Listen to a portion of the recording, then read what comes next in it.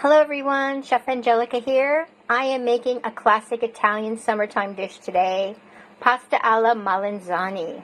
This is a beautiful dish. I went ahead and took garden eggplants, red peppers, and onions and roasted them with garlic.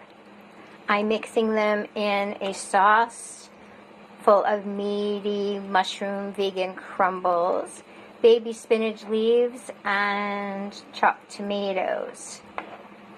It's a wonderful sauce. It's got some roasted garlic along with fresh garlic slices, slivered, which you'll see in the sauce.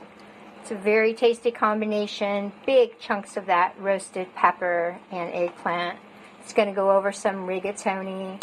Absolutely amazing dish. Summertime specialty. Pasta alla melanzane. Buon appetito!